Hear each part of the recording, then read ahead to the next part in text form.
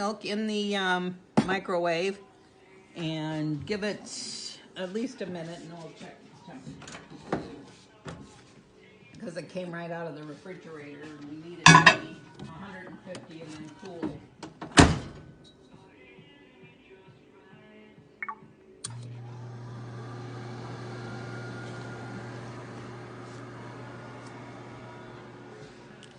Okay, while that's doing that, I will measure out some of the other important ingredients. That's a quarter cup. I think we need a half. I think. No, quarter. You're right. Duh. What do I know?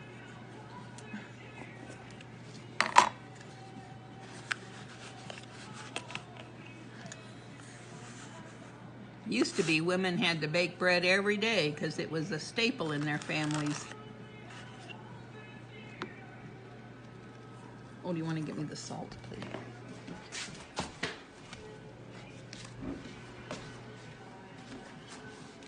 Let's just set that out of our way.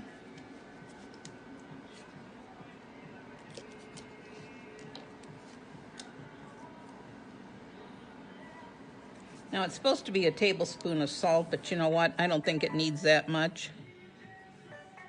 I'm going to bring that out so we can test the temperature.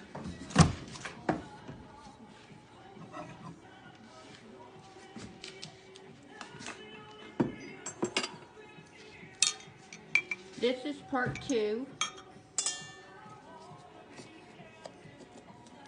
I will upload part 1 here in a few minutes. We're hoping that the milk gets to be about 150 degrees. It doesn't look like it yet. Let's give it another minute.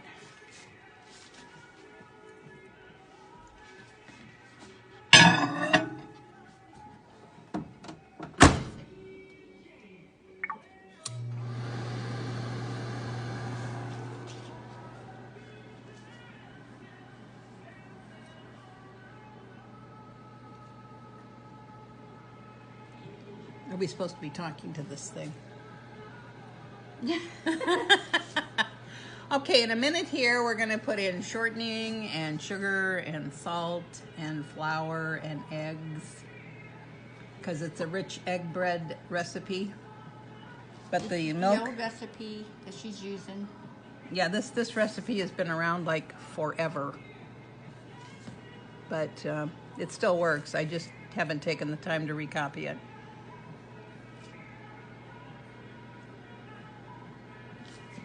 How are we doing?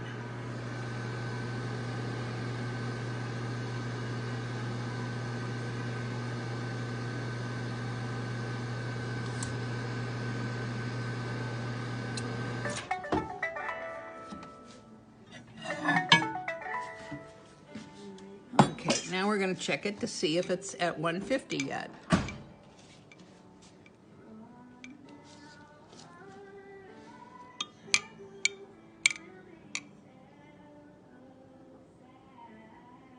Well, it's passing 110, 115, 125.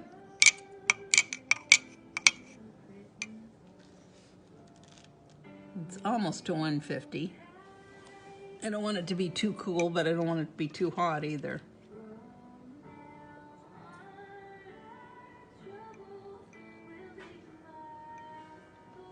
I think we need to give it 30 more seconds.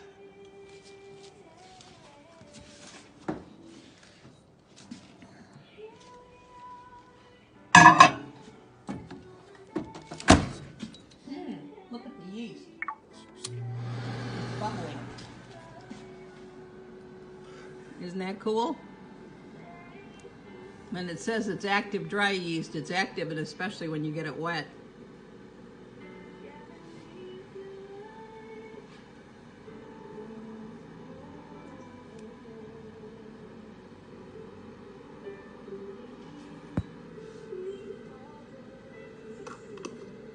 Okay, let's check the...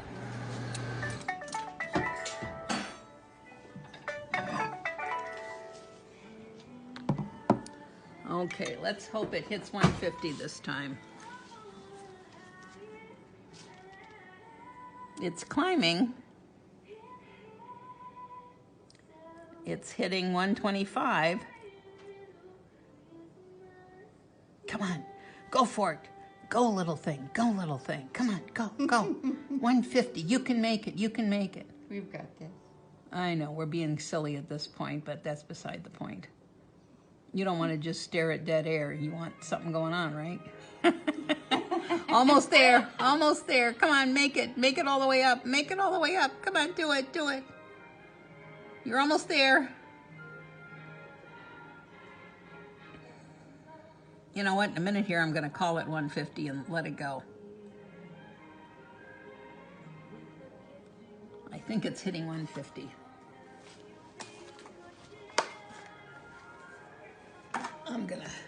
I'm gonna call it.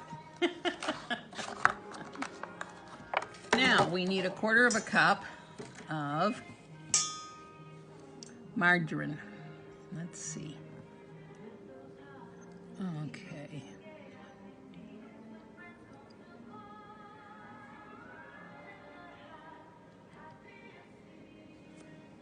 Okay.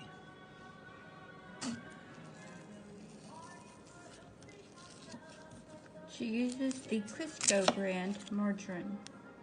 Butter flavor.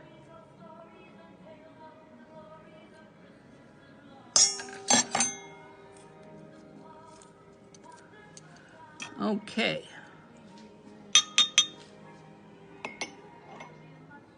We're going to throw in the warm milk.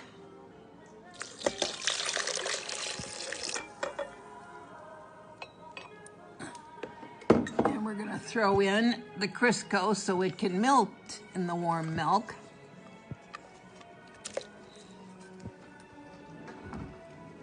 And then we're going to throw in the sugar and the salt so that the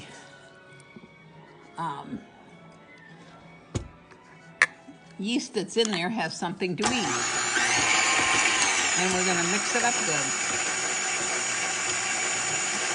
And then we're going to put in the eggs.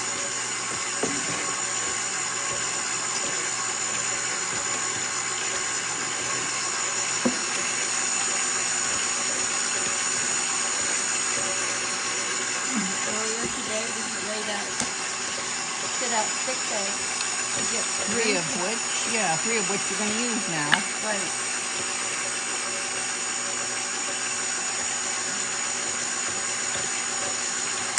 Yeah, don't expect fancy handwork with the eggs. I don't know how to do that, never have.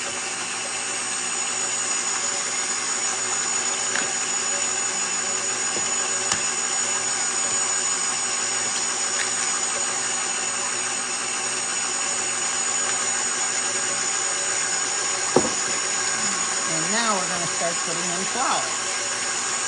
We need between 7 and 7.5 cups. You put it in for me.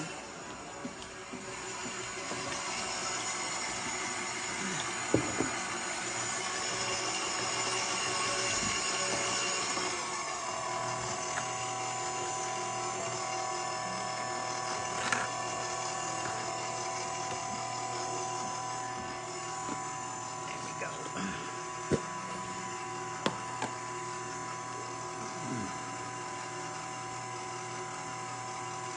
Now we use non-bromated flour because it's easier on some people's stomachs, but this is not gluten-free, it's just non-bromated. That means it hasn't been dyed or artificially worked on by bromaids. What brand is it? Gold medal, I believe.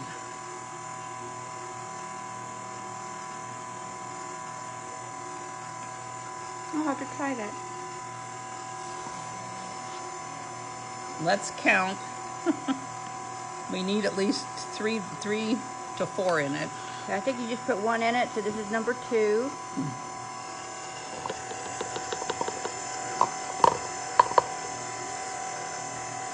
And you always mix flour in on a slow speed or it throws itself all over the place and you get it all over your face and things. You really don't want that.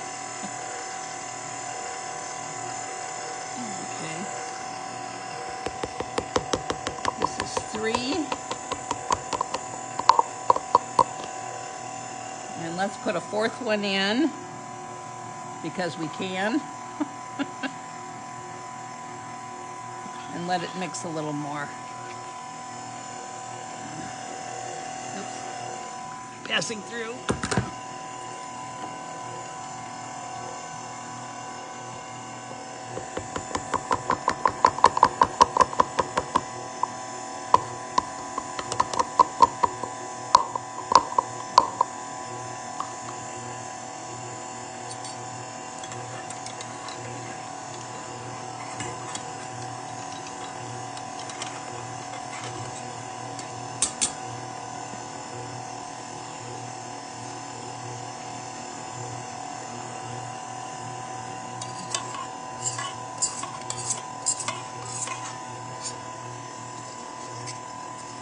What do you think? Does that smell good? It does.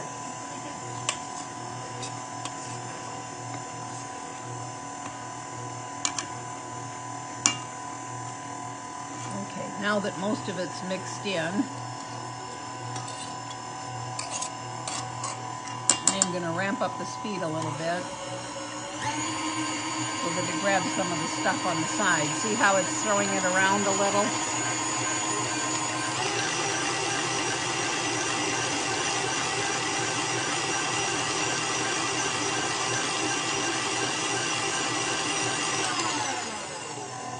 Now we can put the other three in.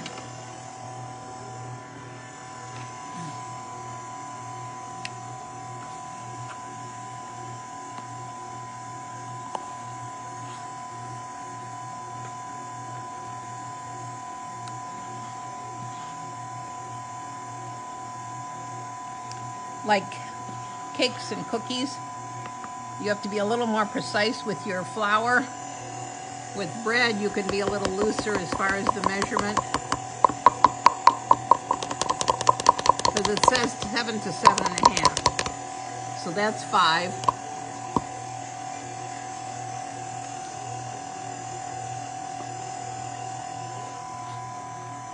And here we go with number 6.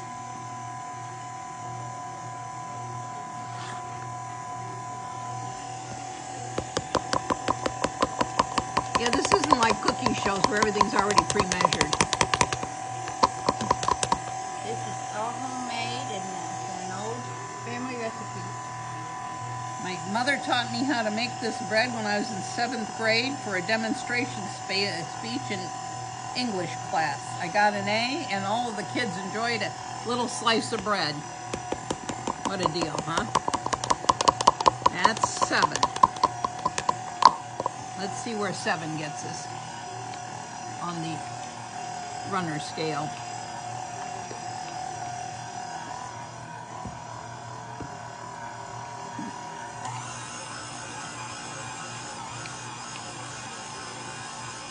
Now we're technically kneading the bread, which is usually done by hands, but my hands aren't strong enough anymore for that.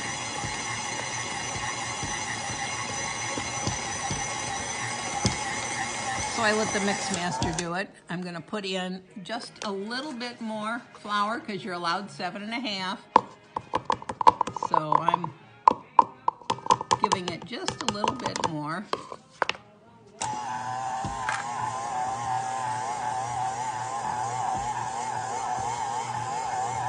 And when that gets mixed in, this is basically kneading the bread in a mix master. And that looks good. Doesn't that look good?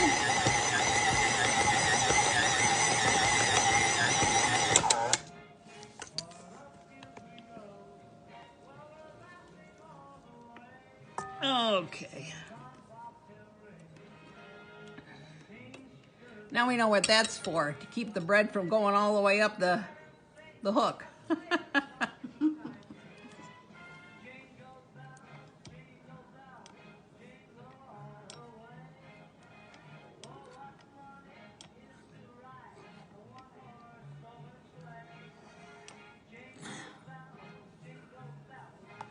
Come on, everybody off. Now we're gonna make at least one more batch, maybe 2. So There's no reason to take the hook off because all we need is the pan and the dough that's in the pan so we can rise. We're going to set it under a damp towel and we're going to time it for an hour. And with any luck at all, oh, that's on there tight. Help me turn it. I'll hold this. Got it. Okay. Lift her up and take her over and set her on that. See if I can find one of my special towels.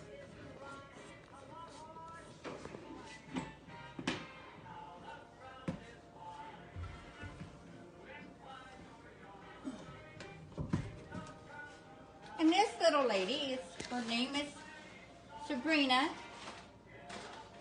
She's what, 18, 19 years old? She'll be 20 in January. She'll be 20 in January. Next month, this little lady will be 20 years old. And other than wanting to be fed constantly, she's in pretty good shape for the shape she's in.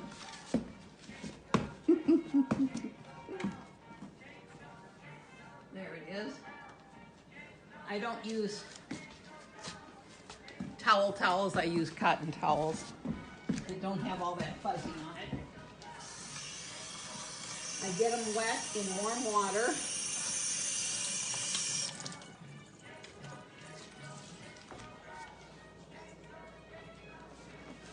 And we put it over the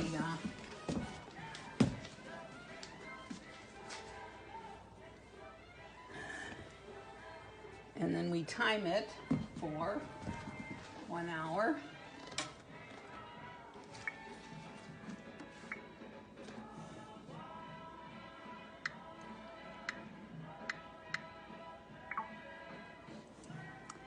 And we'll shut off for a while until we get to the next step, okay?